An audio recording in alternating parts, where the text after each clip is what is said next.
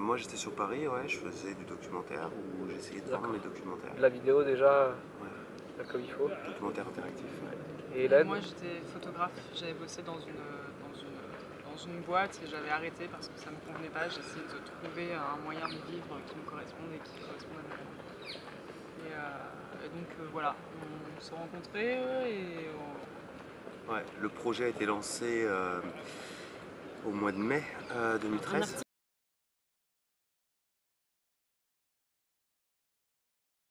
Sidewest, c'est une série de documentaires Interactif. qui a pour but de présenter des projets ou des personnes particulièrement inspirants. Donc on vit en camion aménagé et on va un petit peu partout en Europe à la découverte des alternatives, des gens qui font les choses différemment. Vous bougez tous les combien de temps à peu près? Tout le temps. Tout le temps. D'accord. On vit sur la route. D'accord, donc d'un jour à l'autre, vous pouvez être dans une ville différente. D'accord, parfois vous restez peut-être une semaine ou un mois. Pour nos tournages, on reste plus longtemps. Ouais. Pour trouver un tournage, on va avoir plein d'initiatives, de projets, de communautés, de squats, de tout ce que tu veux. On va en visiter plein pour trouver justement des informations et surtout des gens inspirants. Et vous en rencontrez pas mal en général? Quasiment quotidiennement, tu vois. Des fois, on reste 2-3 jours avec eux, mais c'est compliqué de trouver des gens vraiment inspirants avec qui on va totalement collaborer. Parce que l'idée, en fait, c'est que quand on fait nos films, on collabore vraiment avec les personnes. Parce qu'on a un objectif, en fait, complètement égal, commun. Okay. Et cet objectif, c'est d'essayer de montrer qu'il est important de vivre différemment. Il est important de vivre différemment, ça veut dire qu'il est temps de... Ouais. Aujourd'hui, quoi. C'est important, en plus, il y a peut-être un degré d'urgence. Exactement. Ouais. Et ces gens-là, souvent... Ça fait un certain moment qu'ils sont dans l'action, qu'ils sont en train de créer leur truc. Pour certains, ça fait plus de 30 ans. Et donc leur message, il est d'autant plus fort qu'ils ont l'expérience, l'âge aussi.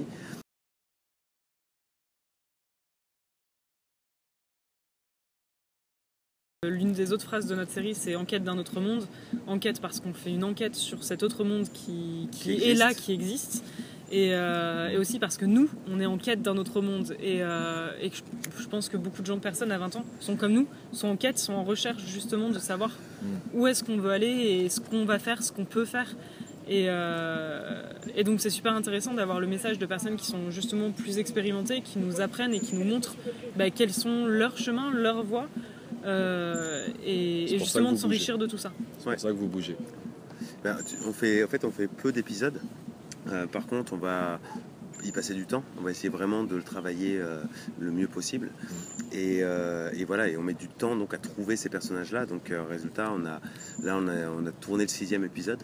Et quand vous dites du temps, donc entre chaque épisode, c'est combien de temps à peu près?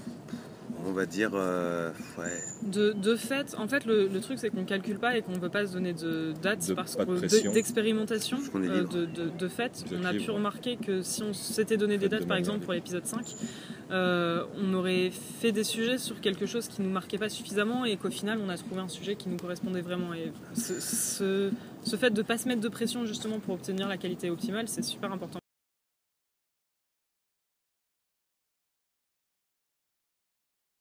C'est un peu notre vie, notre rêve et ce qu'on a envie de construire parce que Sidewest, c'est pas seulement un projet, c'est aussi notre mode de vie. C'est un style de vie. C'est un style de vie, exactement. Et en plus que vous voulez partager à travers tout ça. C'est le but, c'est notre métier, c'est nos compétences. Ouais. Carrément, donc c'est un peu les deux. C'est pour ça qu'Enquête, ça résume très bien le truc. C'est les deux à la fois, professionnel et personnel. Mais c'est quoi je voulais rebondir? Non, mais c'est très important justement qu'on ait cette liberté de temps. Parce qu'en fait, au final, on a envie que ces épisodes ils nous plaisent, mais ils nous plaisent vraiment, quoi. C'est-à-dire que dans 20 ans, on a envie qu'ils soient toujours d'actualité, qu'on ait toujours l'envie de les regarder. Si tu veux, c'est un peu les sculptures de nos vies. Et on est en train non mais c'est vrai, on est en train de construire toutes nos petites sculptures et à chaque fois elles vont s'étoffer, elles vont s'améliorer, notre vision va aussi se préciser, etc. Elle va aller plus profond. Plus profond, exactement. Plus loin. Et dans 25-30 ans, tu vois, moi j'ai envie de pouvoir regarder en arrière et pas avoir fait de la production pour de la production. J'ai envie que ça soit moi, j'ai envie c'est nous, tu vois, j'ai envie de l'épanouissement, qu'on se construise et que quand tu regardes en arrière, tu sois fier et pas avoir produit plein de trucs que j'ai pas envie de regarder parce que c'était, je sais pas, de Et vous les publiez où après vos vidéos? Sur notre plateforme.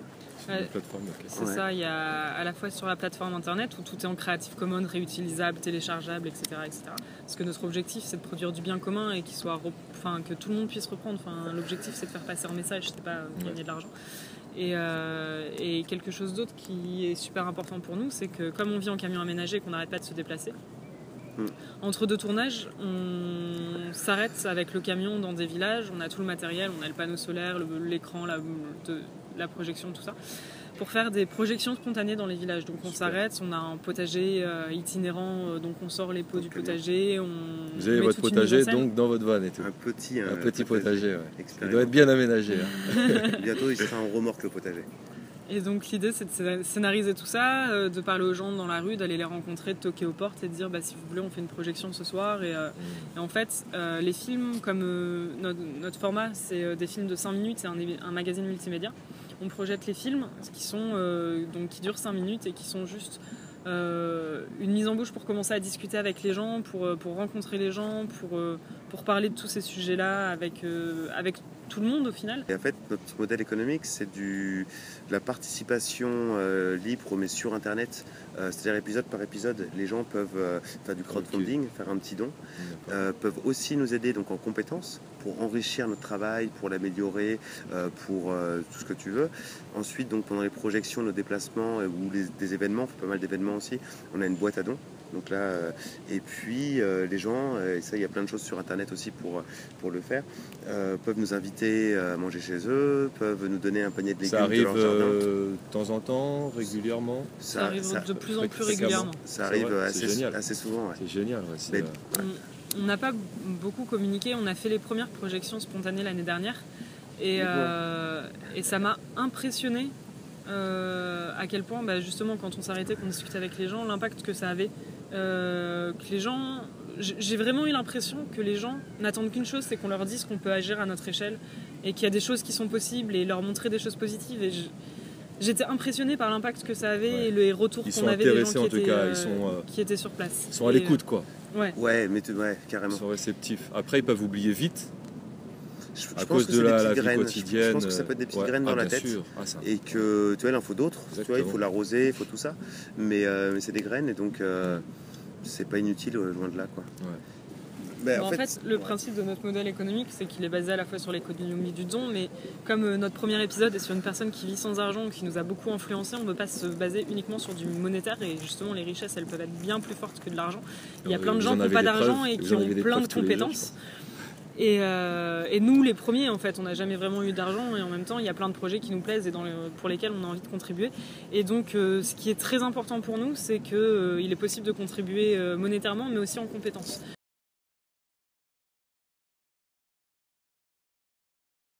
Chomsky, moi Stéphane Hessel, clairement, mais depuis longtemps. Albert Jacquard, hein. Je ne connais pas assez. Ouais. Non, mais il n'y a pas forcément. En fait, c'est les gens qu'on va rencontrer qui nous. Tu sais, on est en quête et c'est ces gens-là qui nous inspirent énormément. Je pense que celui qui nous inspire le plus pour l'instant, c'est Elf Pavlik, Juan Anton et maintenant Robert Coudray. Non, mais en fait, celui qui nous a le plus inspiré, qui est devenu un peu le parrain du projet, c'est le premier épisode. Qui s'appelle donc Strictly Moneyless, l'épisode. Et c'est Elf Pavlik, un jeune homme de 30 ans, qui a décidé de quitter le système monétaire, alors qu'il est informaticien, qui bossait avant à la Silicon Valley, et que il était juste pas à sa place, il ne comprenait pas sa position dans cette société. On lui demandait de faire des choses qu'il trouvait incohérentes. Ses relations avec les gens, il les trouvait impersonnelles.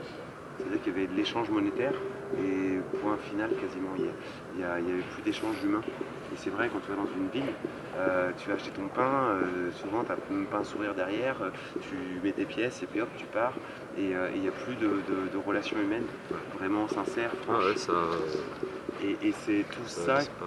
Ouais, mais complètement. Et c'est tout ça donc qui l'ont amené de manière très intérieure, très personnelle, à vouloir se séparer de l'argent et d'essayer de vivre et de travailler pour la société et de manière plus solidaire. Non, et puis, moi j'ai envie de le revoir, tu vois, parce que c'est quelqu'un de vraiment très inspirant. C'est quelqu'un, tu vois, quand tu enlèves les problèmes d'argent et que tu arrives à trouver ton équilibre, parce que c'est ça, il a mis 1 an à trouver son équilibre. Bah ouais, il y a la transition, il y a la Exactement. recherche. Et c'est compliqué, c'est clair, il ne faut pas l'enlever. Mais une fois En qu'il tout cas, il a changé de son travail, enfin il a quitté son travail du jour au lendemain, il a fait il y a une année d'organisation, on s'est expliqué dedans. Voilà, je te conseille de lire le magazine, il y a tout Ouais, expliqué. ouais. Mais comme ça, ouais, ça te forcera à aller le voir. Bien sûr.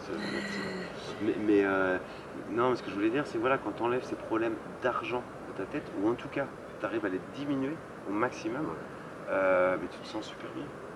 Moi, en fait, je sais très bien que personnellement, c'est m'a. C'est magique presque. Mais bien sûr, non, mais c'est ça qui te pèse, c'est ça qui te fait déprimer en fait, dans des choix, tu vois, et pesant et tout, mais quand tu l'enlèves, tu flottes quoi, t'es bien. Quand on a besoin de l'argent pour vivre, c'est sûr que courir. Mais malheureusement, tu vois, on a un système où on nous dit qu'on a besoin de l'argent pour vivre, alors qu'en fait, si on fait nos choses, si on fait ce qu'on veut faire avec le cœur, on trouvera toujours un moyen d'y arriver.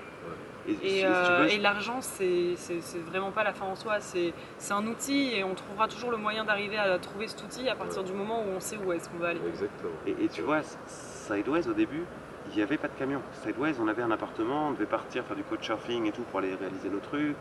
Et en fait, ça n'allait pas parce qu'on voulait vraiment faire du Creative Commons et machin. Et en fait, mais par contre, c'était exactement ce qu'on voulait faire. Sideways était exactement le projet qu'on voulait vivre. Mais il y avait ce problème d'argent, comment on fait et tout. Et donc voilà, est arrivée l'idée de camion, donc de ne plus avoir de loyer. Et puis en fait, c'est la fin des problèmes. Les problèmes ont disparu dès ce moment-là parce qu'on a vraiment diminué nos coûts. Imagine 2 loyers quand même, et dont un à Paris et tout ça. Ça fait une sacrée somme. Et donc d'enlever ça, le pass Navigo à 65 €, c'est 500 km de route en camion. C'est-à-dire 65 €. 65 €, ouais, exact. Ok. Quand tu mets de l'essence, ça te fait à peu près 50 litres. Et comme on est à 9 litres au 100, ça fait à peu près 500 km. Donc déjà, tu vas loin, quoi. Beaucoup plus loin que dans ce petit périmètre. Et puis vous dormez dans votre van. Et bien sur un petit endroit, vous dormez. Le van, c'est notre maison, c'est notre bureau, c'est notre salle de projection, c'est notre micro-potager machin, c'est tout, quoi. Et résultat, tu vois, on s'est libéré, en fait. Et en fait, parce qu'on avait un projet et qui nous demandait de réfléchir à comment résoudre ce petit problème, quoi. Et on l'a résolu.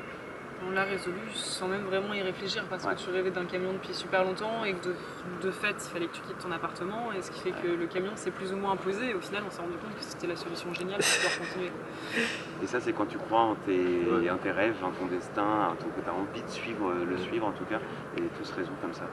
Nous, on rencontre beaucoup de personnes âgées et qu'on trouve géniales et formidables parce qu'elles sont justement dans ce temps du partage. De la transmission plutôt, pardon. Et c'est super important, je pense que c'est ça, une personne âgée, elle est faite pour ça, tu vois, toute sa vie, elle devrait chercher sa voie, donc, tu vois, machin, et après le transmettre aux plus jeunes. Et là, elle continuerait à s'épanouir, tu vois, parce que c'est super important de transmettre aux plus jeunes.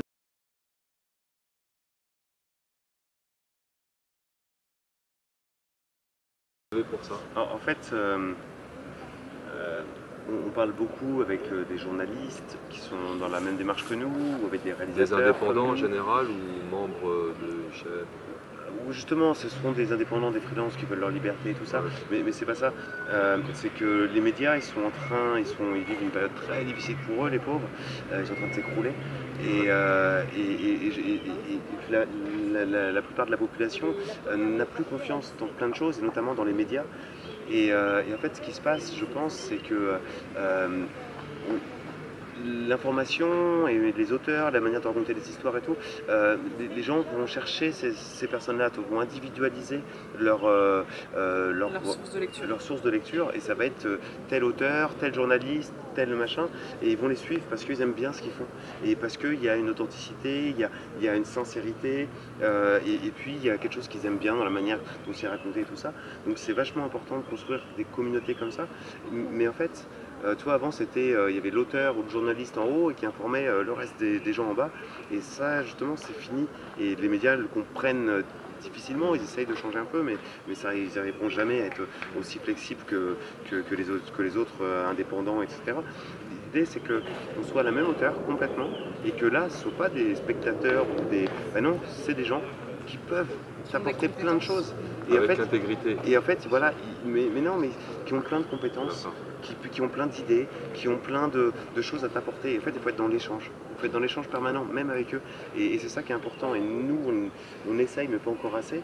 On aimerait trouver des manières de faire, et je pense qu'on va essayer un truc au mois de septembre, pour vraiment être en relation avec eux. Et qu'on essaye d'échanger, qu'on essaye de construire des choses ensemble, et mettre un peu d'autogestion en fait, mais de manière un peu virtuelle, et puis de la réflexion comme ça horizontale.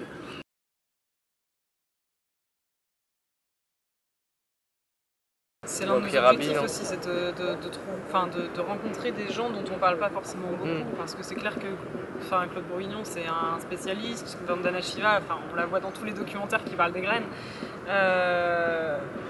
Ouais. Et puis on cherche plutôt des gens qui sont dans le local, concret. Ces gens-là, ils sont très importants, mais ils n'ont pas besoin de Sideways pour être connus et faire des choses.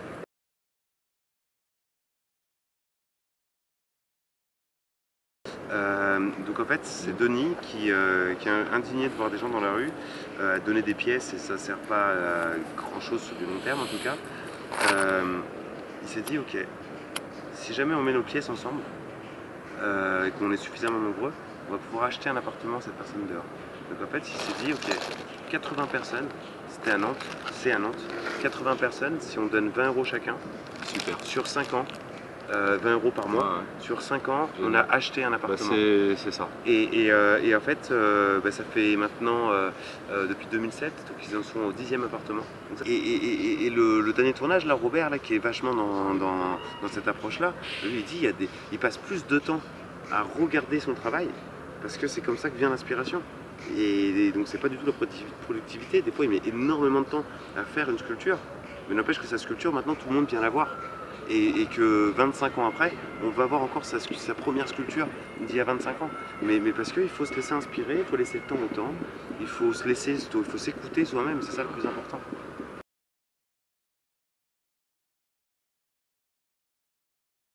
Tant que l'être humain aura besoin de nourriture pour vivre et qu'il n'aura pas de moyens sûrs de l'obtenir, les rues, les parcs, les espaces publics qui ne seront pas peuplés d'arbres majoritairement fruitiers seront une enfance pour tous ceux qui n'ont pas les moyens de vivre. Exactement. Donc